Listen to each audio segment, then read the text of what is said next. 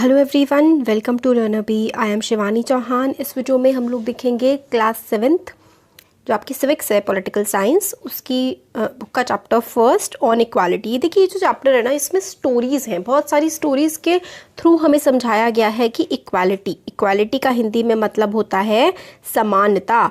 कि जो समानता है ये किस तरीके से हमारे संविधान में हमें राइट टू इक्वालिटी मिला हुआ है। संविधान तो पॉलिटिकल इक्वालिटी है, राइट टू वोट है सबके पास बिल्कुल बराबर तरीके से, मगर क्या हमारे समाज में इक्वालिटी समानता है? तो स्टोरीज़ के फॉर्म में इसमें हमें बुक में समझाया गया है पूरी।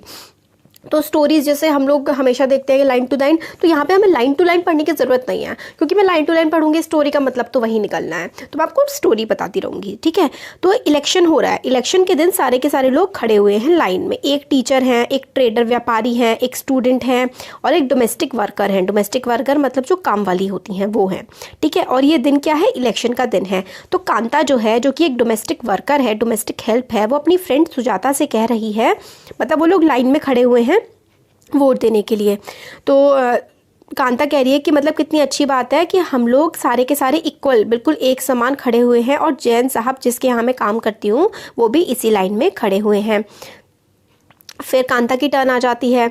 ठीक है, तो कांता जब वोट दे रही होती है तो वो कहती है कि मैं उसके लिए वोट दूंगी जिसने वादा किया है कि हमारी जो एरिया है, हमारा इलाका है, जहाँ पे हमारा घर है, वहाँ पर पाइप्ड वाटर, पानी आएगा पाइप के थ्रू, उसको मैं वोट दूंगी।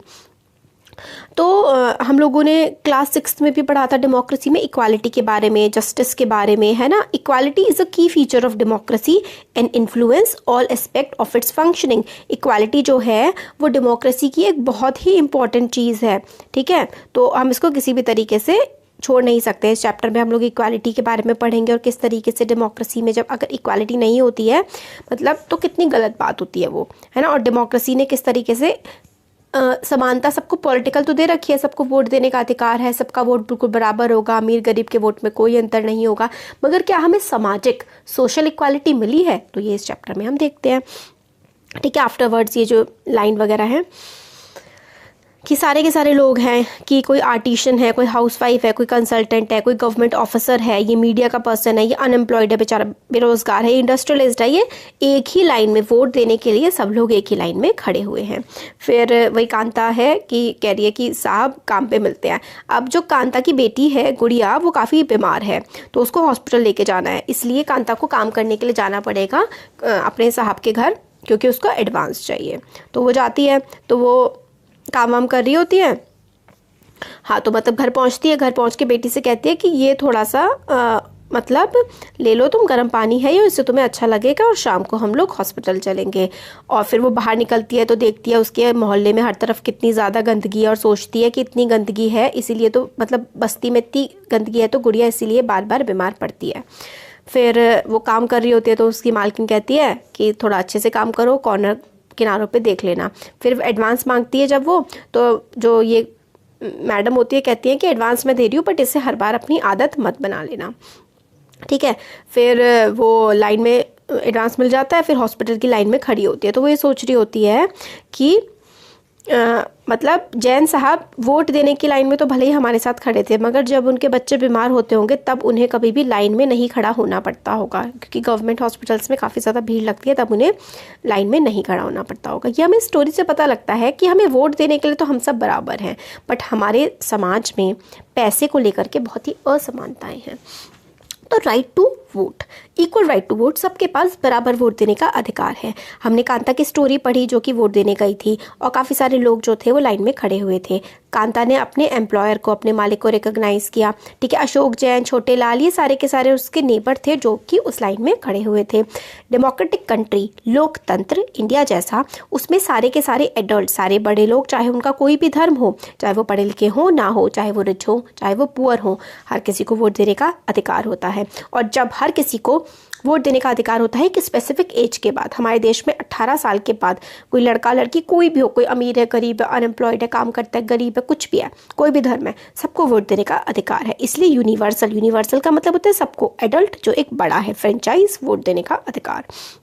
यूनिवर्सल एडल्ट फ्रेंचाइज, जो भी एक अडल्ट है, एक बड़ा इंसान है, एज में बड़ा, 18 से ऊपर है, उसको वोट देने का अधिकार है। ये एक बहुत ज़रूरी एस्पेक्ट होता है हर बहुत ज़रूरी एस्पेक्ट होता है किसी भी डेमोक्रेसी का। आइडिया जो है यूनिवर्सल एडल्ट फ्रेंचाइज की हर किसी को वोट देने का अधिकार दिया जाएगा, चाहे उसके पास कितना पैसा हो, सबको वोट देने का एक ही हक होगा, एक ही वोट होगा और उस वोट की एक ही वैल्यू होगी। कांता काफ़ी एक्साइटेड थी वोट देने के लिए और काफ़ी हैप्पी थी, काफ़ी खुश थी कि उसको इक्वल की तरह ट्रीट किया जा रहा है और उसका एक वोट उसका भी उतना ही है जितना कि उसके एम्प्लॉयर का। बट सुबह वो काफ़ी खुश थी, बट शाम होते होते उसको पता लग गया कि इनइक्वालिटी क्या होती है, मतलब असमानता क्या होती है। इक्वालिटी जो है वो सिर्फ उसको पॉलिटिकल मिली हुई है, बट सोशल लाइफ में, मालिया तौर पर, पैसे के हालात में वो बहुत ही कम है। तो किस बात से कांता अनश्योर हो रही है, क्योंकि वो डे टू डे लाइफ वो एक स्लम में रहती है। स्लम के पीछे जो ड्रेन है, गंदा पानी रहता है, उसकी बेटी बीमार पड़ जाती है, फिर भी वो छुट्टी नहीं ले पाती क्योंकि उसको पैसे मतलब लेने होते हैं एम्प्लॉयर से, तभी वो डॉक्टर के पास उसको ले जाती है। उसे लंबी लाइन में खड़ा होना पड़ता है ना। और ये लाइन ऐसी नहीं थी जिसमें सारे लोग थे, सारे अमीर गरीब सब थे, और ये जो हॉस्पिटल की लाइन थी इसमें तो सिर्फ और सिर्फ गरीब लोग ही थे क्योंकि वो एक गवर्नमेंट हॉस्पिटल था। फिर अदर काइंड्स ऑफ इक्वालिटी, और भी काफ़ी सारे काइंड की इक्वालिटी होती है। कांता की एक टाइप की इक्वालिटी थी। Kanta is one of the many people who live in democratic India. Kanta बहुत सारे लोगों में से एक है जो कि हमारे लोकतांत्रिक भारत में रहते हैं। उसकी कंडीशंस जो है काफ़ी ज़्यादा ख़राब है रहने की, बट फिर भी उसके पास राइट टू वोट है। अपार्ट फ्रॉम बीइंग पुअर होने के अलावा काफ़ी सारे और भी एक्सपीरियंस होते हैं इन इक्वालिटी के। एक तो गरीबी का, असमानता का हम लोगों को एक्सपीरियंस मिल गया इसमें। और अगर कोई लोग अमीर भी होते हैं, या फिर देखिए जाति से बहुत ज़्यादा असमानता फैलती है। SC ST को बहुत ही नीचा, SC ST OBC नीचा समझा जाता है ना। तो डिफरेंट काइंड्स की इनइक्वालिटी होती है। देखो, कास्ट के आधार पर इनइक्वालिटी हो गई, फिर उसके बाद रिलीजन के आधार पर इनइक्वालिटी होती है। तो अलग अलग टाइप की इनइक्वालिटीज़ के बारे में हम देखेंगे। ये देखिए मैट्रिमोनियल्स हैं जो शादी के लिए ऐड होते हैं कि भाई कि क्या चाहिए, पढ़े लिखे लोग, प्लीज़ ब्यूटीफुल लंबी लड़की चाहिए, है ना, और तमिल ब्राह्मण ही चाहिए उसको, और कास्ट नो बार है मगर SC ST एक्सक्यूज़ है, SC ST नहीं होना चाहिए। तो हमें क्या पता लगता है कि इन इक्वालिटी है, नीचा समझा जाता है किसी को। More common forms of in equality in India is caste system. Caste system जो है ये बहुत ही बड़ा फॉर्म ऑफ इनइक्वालिटी है हमारे देश में। रूरल इंडिया में, गांव में तो भाई सबको अपनी कास्ट ज़रूर पता होती है, बट शहरों में ये थोड़ा कम हो चुका है। हो सकता है कुछ लोगों को अपनी कास्ट के बारे में पता हो बट उन्हें कोई फ़र्क ना पड़ता हो। कुछ लोगों ने कास्ट को मानना मना कर दिया है, मतलब बंद कर दिया है, और कुछ लोग अभी भी बहुत कट्टरों की तरह मानते हैं। जैसे कि न्यूज़पेपर में देखिए सारे पढ़े लिखे लोग हैं मगर सब अपनी कास्ट को सबसे ऊपर रख रहे हैं। फिर हम लोगों को एक दलित चाइल्ड की स्टोरी के बारे में हम लोगों ने पढ़ा था, डॉक्टर भीमराव अम्बेडकर की, कि इस तरीके से उनको स्कूल में पानी तक नहीं पीने दिया जाता था, किस तरीके से उनके साथ खराब व्यवहार होता था। तो दलित ये जो टर्म है इसका मतलब होता है लोअर कास्ट को एड्रेस करने के लिए इस्तेमाल होता है। बट दलित का जो मीनिंग है वो होता है ब्रोकन या फिर टूटा हुआ, है ना। दलित का मीनिंग होता है टूटा हुआ। ये वर्ड जो है लोअर कास्ट को दिखाने के लिए बोलते हैं, और इससे हमें पता लगता है कि कितना ज़्यादा उनके साथ भेदभाव हो रहा है। पिछले साल हम लोगों ने क्लास 6 में डॉक्टर BR अम्बेडकर की कहानी के बारे में पढ़ा था। उनके साथ क्या हुआ, ओम प्रकाश वाल्मीकि, ये भी एक फेमस दलित राइटर हैं। उन्होंने अपनी ऑटोबायोग्राफी होती है, देखिए ऑटो मतलब होता है खुद, बायो मतलब अपने बारे में, ग्राफी मतलब होता है लिखना, तो ऑटोबायोग्राफी होता है अपने बारे में लिखना। तो उन्होंने अपनी जीवन की कहानी लिखी है झूठन में। वो कहते हैं उनको क्लासरूम में सबसे पीछे बैठाया जाता था और वो भी ज़मीन पर, और चाहे the mat run out before reaching the spot I set on, मतलब मैट जो है वो ख़त्म हो जाती थी और मैं ज़मीन पर बैठता था। कई बार तो मेरे को सबसे पीछे डोर के पीछे बैठा दिया जाता था। मुझे वहाँ से कई बार बच्चे मुझे पीटते थे बिना किसी रीज़न के। एक बार जब मैं क्लास 4 में था तो मेरे हेडमास्टर ने मेरे से कहा कि पूरा प्लेग्राउंड साफ़ करो, और मैं पूरा प्लेग्राउंड साफ़ कर रहा था। मैं बहुत छोटा था और प्लेग्राउंड बहुत ही ज़्यादा बड़ा था। मैं उसको साफ़ कर रहा था और मैं पूरा मिट्टी से भर गया था, मेरे मुँह में भी मिट्टी चली गई थी, और बाकी सारे जो बच्चे थे वो क्लास में पढ़ रहे थे और मैं सफाई कर रहा था। हेडमास्टर से अपने कमरे में बैठे हुए मुझे देख रहे थे, और इवन मुझे पानी तक पीने के लिए मना कर दिया गया था। मैं इतनी मेहनत कर रहा था, सुबह से सफाई कर रहा था, बट मुझे पानी तक नहीं पीने दिया था। मैंने पूरा स्कूल साफ़ करा, डोर साफ़ किए, विंडो साफ़ करी, और सारे टीचर्स मुझे देख रहे थे, सारे बच्चे इस बात को देख रहे थे। ओम प्रकाश को ये काम कई दिनों तक वो कर रहे थे। कपल ऑफ डेज उसने ये काम किया। फिर एक दिन उनके फादर वहाँ पर स्कूल आ गए। उन्होंने देखा कि ओम प्रकाश तो क्या कर रहा है, स्वीपिंग कर रहा है, सफाई कर रहा है, और उनके पेरेंट्स जो हैं टीचर के पास गए और सीधा बोले ओम प्रकाश को ले जा करके कि अभी तो मैं यहाँ से इसको लेके जा रहा हूँ, पर याद रखना मास्टर जी ये यहीं पर पढ़ेगा और इसके साथ साथ और दूसरे बच्चे भी आएंगे। ठीक है, ये कि मतलब इसमें बताया गया है कि जो दलित्स हैं उनके साथ कितना ज़्यादा बुरा व्यवहार किया जाता है। आपको एक इंटरेस्टिंग सी बात बताऊँ, आप चलिए मैं बताती नहीं हूँ, आपको हिंट देती हूँ। ओम प्रकाश वाल्मीकि, देखिए सरनेम क्या है, वाल्मीकि। इनको क्या समझा जा रहा है, नीचा समझा जा रहा है ना, है ना। और आप जो रामायण पढ़ते हैं, ठीक है, रामचरितमानस, ठीक है, वो किसने लिखी है, आपको पता लगेगा, पता करिएगा कि किस तरीके से हम लोग दोगले होते हैं कि एक तरफ तो आप कह रहे हो कि ये नीचा है, इससे बात नहीं करने, दूसरी तरफ एक लोअर कास्ट के इंसान की लिखी हुई आप रामायण पढ़ रहे हैं। मतलब ये तो क्या रिलीजियस कॉन्सेप्ट हो गया है, बट एक सिर्फ कहने की बात है, आपकी बुक में ये सब नहीं लिखा है, आपको एग्जाम में नहीं लिख के आना है, मैं सिर्फ एक अपना व्यू थोड़ा सा आपको बता रही हूँ। तो इसमें ये है ओम प्रकाश के बारे में हमने पढ़ा। सेकंड इंस्टेंस जो है वो मिस्टर और मिसेस अंसारी के बारे में है। वो सिटी में अपार्टमेंट रहने के लिए ढूंढ रहे हैं, ठीक है, one of the largest city की ये कहानी है। तो वो जहाँ भी उनके पास पैसे हैं वो रेंट पे कर सकते हैं, बट फिर भी उनको काफ़ी ज़्यादा प्रॉब्लम हो रही है। प्रॉपर्टी डीलर ने काफ़ी सारे प्लेस उनको दिखाए हैं, बट काफ़ी सारे अपार्टमेंट जो हैं वो उनको मिल पा रहे हैं। वो सबसे पहले एक अपार्टमेंट में गए जो अपार्टमेंट अंसारीज़ को काफ़ी ज़्यादा पसंद आया और उन्होंने डिसाइड कर लिया कि वो उसे लेंगे। फिर उसके बाद land lady found out their names, land lady को उनके नाम पता लग गए। फिर वो एक्सक्यूज़ बनाने लगी कि वो इसको मतलब उनको किराए पे नहीं दे सकती है, कि वो लोग मीट नहीं खाते हैं, मीट नहीं खाते हैं, नॉन वेजिटेरियन हैं। और डीलर भी ये बात सुन के काफ़ी ज़्यादा सरप्राइज़ हो गया, क्योंकि अंसारीज़ भी सरप्राइज़ हो गए, क्योंकि वहीं पर फ़िश बनने की स्मेल आ रही थी पड़ोस में से ही। सेम एक्सक्यूज़ जो है second apartment, third apartment, finally property dealer ने उनसे कह दिया कि उनको अपना नाम बदलना पड़ेगा और ख़ुद को वो मिसेस एंड मिस्टर कुमार कहें। अगर वो अंसारीज़ कहेंगे खुद को तो शायद उनको मकान मिलना मुश्किल हो जाए। अंसारीज़ रिलक्टेंट थे ये करने के लिए और उन्होंने decided to look some more, उन्होंने डिसाइड किया कि वो और देखेंगे। In the end whole month वो इधर उधर घूमते रहे और they found a landlady who was willing to give them a place on rent. ठीक है, फिर फाइनली 1 महीने तक घूमने के बाद उनको एक रहने के लिए घर मिल गया। तो इससे हम लोगों को क्या समझ में आता है, इससे हम लोगों को एक रिलीजन के दूसरे रिलीजन के प्रति क्या कह सकते हैं कि वो साथ रहना नहीं चाहते, यही हमें तो इक्वालिटी नहीं हुई। फिर आता है रिकॉग्नाइजिंग डिग्निटी। डिग्निटी का मतलब होता है इज्जत, ठीक है, डिग्निटी होती है इज्जत, और यही लाइफ में सबसे ज़्यादा हमारे लिए इंपॉर्टेंट होती है। तूने मेरी बेइज्जती कर दी, ऐसे करके बोलते हैं ना, बड़ा गुस्सा आ जाता है ना। तो आप लोगों ने you have understood by now that caste we were born into, जिस कास्ट में हम पैदा होते हैं, जिस रिलीजन को हम लोग मानते हैं और जिस बैकग्राउंड से हम लोग आए होते हैं, हम मेल हैं फीमेल हैं, इन सब चीज़ों का मतलब बहुत असर पड़ता है।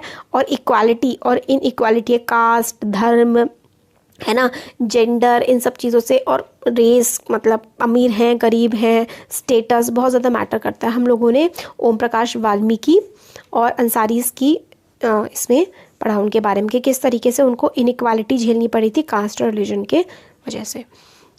जब पर्सन्स को इक्वली ट्रीट नहीं किया जाता तो उनकी डिग्निटी काफ़ी ज़्यादा वायलेट होती है, उनकी इज्जत काफ़ी ज़्यादा वायलेट होती है, उनको बुरा लगता है। तो ये एक मूवी का सीन है कि पैसे कोई फेंक के जा रहा था, है ना, तो उसने लिए नहीं, मतलब पैसे फेंके तो उसने एक्सेप्ट नहीं किए। दीवार मूवी का ये है कि फेंके तो मतलब इज्जत से नहीं दिए ना, जब मेहनत करके इज्जत से कमाए हैं तो इज्जत से तो यही होता है कि अगर हम किसी के साथ भेदभाव करते हैं तो उनकी डिग्निटी हर्ट होती है। ओम प्रकाश वाल्मीकि जो है अपनी सिचुएशन के बारे में, मतलब काफ़ी बुरा उनके साथ व्यवहार किया जा रहा था स्कूल में, बाकी सारे बच्चों को पीटते थे, बुरा व्यवहार करते थे, बट वो अपनी सिचुएशन के बारे में बहुत ही कम कुछ कर पा रहे थे। जब उनके फादर आए, उन्होंने अपने बेटे को देखा तो उनको बहुत ज़्यादा गुस्सा आया और उनके साथ जो अनइक्वल ट्रीटमेंट हो रहा था वो गए उनके सामने। अंसारीज़ की डिग्निटी भी हर्ट हुई क्योंकि हर पर्सन उनको अपना अपार्टमेंट देने से मना कर दे रहा था। प्रॉपर्टी डीलर ने सजेस्ट किया कि वो अपना नाम बदल ले, मगर उनकी डिग्निटी, उनकी सेल्फ रिस्पेक्ट ने उनको रिफ्यूज़ कर दिया कि भाई वो अपना नाम नहीं चेंज करेंगे। ओम प्रकाश और Ansaris do not deserve to be treated like this. Om Prakash हो गए, अंसारी हो गए, किसी भी इंसान, यार किसी भी इंसान को हमें कभी भी गलत बिहेव कभी भी किसी के साथ नहीं करना चाहिए, ठीक है। इक्वालिटी इन इंडियन कॉन्स्टिट्यूशन, अब हमारे संविधान ने तो हमारे लिए इक्वालिटी ही दी है। हर देश का नागरिक संविधान के सामने, कानून के सामने बिल्कुल बराबर है। Indian constitution recognizes every person as equal, हमारा संविधान सबको इक्वल, एक बराबर का दर्जा देता है। इसका ये मतलब है कि हर इंडिविजुअल जो कि कंट्री में रहता है, चाहे वो मेल हो, फीमेल हो, किसी भी कास्ट का, धर्म का, ट्राइब का, एजुकेशन, इकोनॉमिक बैकग्राउंड, पैसा हो नहीं हो, सब बिल्कुल बराबर है। हमारा कॉन्स्टिट्यूशन तो ये कहता है। दिस इज़ नॉट टू से, ये कहने की ज़रूरत नहीं है कि इनइक्वालिटी सीजेस टू एग्जिस्ट, मतलब हम इक्वालिटी हमें संविधान ने दिया, बट हमें को पता है ना कि हमारे समाज में हम डेली देखते हैं भाई, बचपन से देखते आ रहे हैं कि कितनी असमानताएं हैं हमारे समाज में। तो डेमोक्रेटिक इंडिया के लिए एक अच्छी बात नहीं है, क्योंकि हमारे लिए तो सब कुछ मतलब बराबर ही होना चाहिए ना, हर किसी को बराबर हक मिलने चाहिए। पार्लियामेंट कॉर्नरस्टोन होता है डेमोक्रेसी का, और सारे के सारे इलेक्टिव रिप्रेजेंटेटिव साथ में खड़े हुए उनको दिखा रखा है। पहले ज़माने में कोई लॉ नहीं होता था, तभी इनके साथ इतना बुरा बर्ताव होता था, बट अब जो है अब तो लॉ है। अगर आप कोई आपके साथ बुरा बर्ताव करे, आपके कास्ट के, धर्म के या किसी भी आधार पर, तो आप उसके खिलाफ क्या कर सकते हैं, केस कर सकते हैं। तो हमारे संविधान ने हम लोगों को राइट अगेंस्ट डिस्क्रिमिनेशन दिया है, मतलब कोई हमारे साथ भेदभाव नहीं कर सकता। पूरा संविधान में हर इंसान बराबर है, ठीक है। डिग्निटी मेंटेन करनी चाहिए एज इक्वल्स। ये रिकॉग्निशन जो इक्वालिटी का दिया हुआ है, ठीक है, उसके कुछ प्रोविजन है। First, that every person is equal before law. इससे हम लोग को क्या पता लगता है कि हर पर्सन, हर एक इंसान कानून के सामने तो बिल्कुल बराबर है। Every person is equal before law, every person is equal before law. What this means, इसका ये मतलब है कि हर पर्सन, चाहे वो प्रेसिडेंट हो कंट्री का या कांता जैसी डोमेस्टिक वर्कर हो, हर किसी को सेम लॉज ओबे करने पड़ेंगे। मतलब जो कानून बनाए गए हैं वो कानून सबको ही पालन करने पड़ेंगे, चाहे वो कितना गरीब इंसान हो, चाहे देश का प्रधानमंत्री या राष्ट्रपति ही क्यों ना हो। Second, no person can be discriminated against on the basis of their religion, race, caste, place of birth और वट एवर दे आर, और वेदर दे आर मेल और फीमेल। तो first person, equality before law, very very important. Every person is equal before law, ये पहला point है कि किस तरीके से संविधान हमें इक्वालिटी देता है। दूसरा पॉइंट है, किसी पर्सन के साथ आप भेदभाव नहीं कर सकते। No person can be discriminated against on the basis of their religion, race, caste, place of birth और वेदर दे आर मेल और फीमेल, ठीक है। थर्ड क्या है, आप सेकंड था किसी के साथ भेदभाव नहीं कर सकते इनमें से किसी भी कारण की वजह से। Third, person has access to all public places including playgrounds, hotel, shops and markets. तो जितने भी पब्लिक प्लेस हैं, मतलब जितनी भी सरकारी जगह हैं, प्लेग्राउंड हो गए, होटल हो गए, शॉप, दुकानें हो गई, मार्केट हो गई, कोई भी इसमें जा सकता है, चाहे वो किसी भी जाति, किसी भी धर्म का हो, कोई भी हो, वो उसमें जा सकता है, कोई उसे रोक नहीं सकता। All person can use publicly available wells. Publicly available मतलब जो सरकारी, जो देश के हैं, जैसे नदी, कुएं वगैरह, रोड्स हो गई, बाथिंग घाट्स हो गए, ये सब कोई भी इस्तेमाल कर सकता है। चौथा, untouchability has been abolished. Untouchability, छुआछूत, ये जो थी ना कि भाई छुआछूत की वो करते थे कि भाई ये नीचा है इसको मत छुओ, ये चीज़ ख़त्म कर दी गई और ये क्राइम बन चुका है। ऐसा करेंगे तो जेल में पहुँचेंगे। Two ways in which government has tried to implement the equality that is guaranteed in the constitution is first through laws and second through government program। पहले तो laws, ये सारे लॉ बना दिया, right to equality, right against discrimination. फिर government ऐसे programme भी चला रही है जिससे इंश्योर किया जाए कि ये चल रहा है, ठीक है। प्रोग्राम, स्कीम चला रही है। काफ़ी सारे लॉज हैं इंडिया में जो प्रोटेक्ट करते हैं हर पर्सन के राइट को, कि वो बिल्कुल इक्वली ट्रीट हो, कोई उसके साथ भेदभाव ना हो। इस तरीके के काफ़ी सारे लॉज बनाए गए हैं। In addition to this, government जो है ने काफ़ी सारी स्कीम्स चला रखी हैं ताकि लोगों की जो लाइफ्स है उसको इम्प्रूव करने के लिए, क्योंकि इन लोगों के साथ बहुत ज़्यादा बुरा हुआ है कई सदियों तक। तो जो लोगों ने, these schemes are to ensure greater opportunity for people who have not had this in the past. मतलब लोगों के पास पहले अपॉर्चुनिटी नहीं थी कि उनके, मतलब वो उनके साथ जो गलत हो रहा है उसके खिलाफ आवाज़ उठा सके, अब उनके पास है। काफ़ी सारे स्टेप्स लिए गए हैं गवर्नमेंट के द्वारा, उसमें से एक स्टेप है मिड डे मील। इसमें क्या होता है कि जो गवर्नमेंट के स्कूल होते हैं ना, उसमें बच्चों को पका हुआ खाना खिलाया जाता है। तमिलनाडु में सबसे पहले ये स्टार्ट हुआ था 2001 में। फिर सुप्रीम कोर्ट ने गवर्नमेंट से कहा कि सारे के सारे स्टेट्स में हो जाना चाहिए 6 महीने के अंदर अंदर। इस प्रोग्राम के काफ़ी सारे पॉजिटिव इफेक्ट थे। एक पहला ये हुआ कि बच्चे ज़्यादा, जो पुअर बच्चे थे वो स्कूल आने लगे, क्योंकि पढ़ाई भी हो जाती थी और खाना भी मिल जाता था दोपहर का। टीचर्स कहते थे कि बच्चों को पहले खाना लेने के लिए घर जाना पड़ता था और फिर वो स्कूल वापस ही नहीं आते थे, ठीक है। और स्कूल में खाना मिलने लगा तो वह घर नहीं जाते हैं। उनकी अटेंडेंस भी इम्प्रूव हुई है। उनकी जो माएँ जो काम वाम पे जाती हैं बेचारी, उनको भी अपने बच्चे को, अब उनको पता है कि उनके बच्चे को खाना मिल जाएगा, अब उनको उनका मतलब वापस आने की ज़रूरत नहीं है काम से। इस प्रोग्राम ने हेल्प की है कास्ट की जो प्रिजुडाइज का मतलब होता है जो पहले से थिंकिंग होती है, ये कास्ट छोटी है, कास्ट बड़ी है, इसको भी हटाने में मदद की है। क्योंकि लोअर कास्ट और अपर कास्ट के बच्चों को हर समय स्कूल में एक साथ ही खाना मिलता है और वो एक ही जगह पर बैठ के खाना खाते हैं। कई जगह तो दलित वुमेन को खाना पकाने के लिए रखा गया है। मिड डे प्रोग्राम ने काफ़ी ज़्यादा हेल्प करी है बच्चों को भूख मिटाने के लिए भी। और जो बच्चे स्कूल नहीं आते थे और स्कूल में खाली पेट कंसंट्रेट नहीं कर पाते थे, पढ़ाई में ध्यान नहीं दे पाते थे, अब उनको भरपेट खाना मिल जाता है। गवर्नमेंट ने काफ़ी इंपॉर्टेंट प्रोग्राम्स लाए हैं, इंपॉर्टेंट रोल प्ले किया है। इंक्रीजिंग इक्वालिटी ऑफ अपॉर्चुनिटी, मतलब आपको अफसरों के लिए बिल्कुल सेम अधिकार है। मिड डे मील प्रोग्राम ने काफ़ी ज़्यादा इंक्रीज़ किया है पुअर बच्चों का एनरोलमेंट स्कूल में, बट फिर भी काफ़ी बड़ा डिफरेंस है कंट्री में। स्कूल जो है उनमें जो गवर्नमेंट स्कूल है वो काफ़ी ख़राब होते हैं, रिच जो है वो प्राइवेट स्कूल्स में जाते हैं, पुअर गवर्नमेंट स्कूल में जाते हैं। गवर्नमेंट स्कूल्स की हालत बहुत ख़राब रहती है। इवन टुडे आज भी काफ़ी सारे स्कूल्स जो है कंट्री में जिसमें दलित चिल्ड्रन जैसे कि ओम प्रकाश वाल्मीकि के साथ आज भी काफ़ी बुरा व्यवहार किया जाता है। These children are forced into unequal situation in which their dignity, काफ़ी unequal situations में इनको रख देते हैं जिसमें इनकी इज्जत मतलब इनकी रिस्पेक्ट नहीं की जाती है। क्योंकि this is because people refuse to think of them as equal even though the law requires it. लोग मतलब लॉ की भी नहीं मानते हैं। मेन रीजंस रहा है कि one of the main reason इस एटीट्यूड का ये है काफ़ी जो धीरे धीरे बदलाव आया है। इवन दो सारे लोग अवेयर हैं कि डिस्क्रिमिनेशन जो है भेदभाव करना ये कानून के खिलाफ है, फिर भी लोग अनइक्वली एक दूसरे को ट्रीट करते हैं। कास्ट के, धर्म के, हर इकोनॉमिक एबिलिटी, इन सब के आधार पर वुमेन के साथ बहुत बुरा बर्ताव होता है। It is only when people begin to believe that no one is inferior, तो जब लोग खुद बिलीव करना शुरू कर देंगे ना कि कोई भी नीचा नहीं होता, हर पर्सन को इज्जत के साथ ट्रीट करना चाहिए, तभी जो है प्रेजेंट एटीट्यूड जो है चेंज हो पाएगा। इक्वालिटी जो है डेमोक्रेटिक सोसाइटी में तभी आ पाएगी जब लोगों को के मन को बदला जाए, लोगों के दिमाग को बदला जाए, तभी जो स्ट्रगल है इक्वालिटी की, इंडिया की कि सब बराबर होंगे, ये तभी कंप्लीट हो पाएगी। ये डॉक्टर भीमराव अम्बेडकर लिखते हैं, it is disgraceful to live at the cost of one self respect. Self respect is most vital factors in life. मतलब सेल्फ रिस्पेक्ट, अपने आप हम अपनी इज्जत ना कर पाएँ तो ये चीज़ तो बहुत ही गलत बात है। इसके बिना मैन जो है ना वो बिल्कुल एक मतलब इसमें इन्होंने अपनी व्यूज़ लिखी है और व्यूज़ में सिर्फ ये यही लिखते हैं, मैन जो है वो मॉर्टल है, कभी ना कभी मर जाएगा। हर किसी को हमेशा एक ना एक दिन मरना है।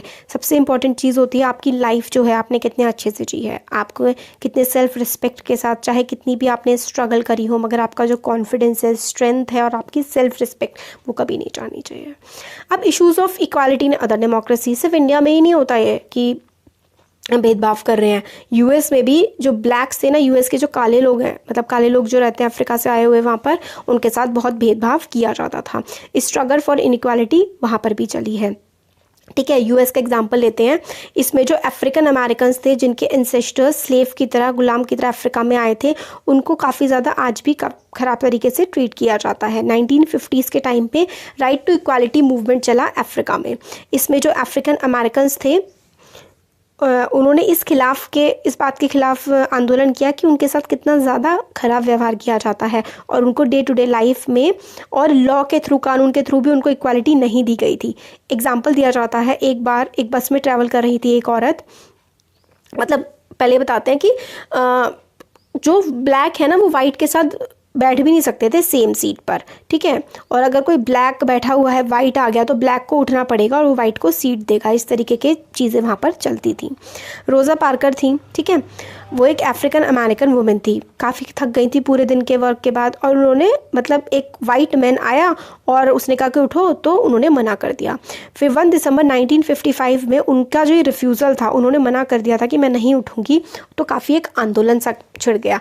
मतलब फिर ये बात बहुत ज़्यादा सामने आई कि अफ्रीकन अमेरिकन जो थे उनके साथ कितना ज़्यादा बुरा बर्ताव किया जाता था, कितना उनके साथ अत्याचार होता था। तो काफ़ी आंदोलन हुआ और ये जो आंदोलन हुआ इसको हम सिविल राइट्स मूवमेंट के नाम से जानते हैं। और सिविल राइट एक्ट पास हो गया 1964 में। 1964 में सिविल राइट एक्ट पास हो गया, जिसने भेदभाव करना किसी भी रेस के आधार पर, धर्म के आधार पर और किसी भी आधार पर, नेशनल ओरिजिन की, किस आप राष्ट्र से आए हैं, आपकी रेस क्या है, आपका धर्म क्या है, इसके बिहाफ पे आप किसी के साथ भेदभाव नहीं कर सकते। और इसने ये भी कहा कि हर चीज़ अफ्रीकन अमेरिकन चिल्ड्रन के लिए ओपन होगी और उनको अलग स्कूल्स, पहले स्कूल भी अलग होते थे, अब फिर एक ही कर दिया, अलग स्कूल अटेंड नहीं करने पड़ेंगे।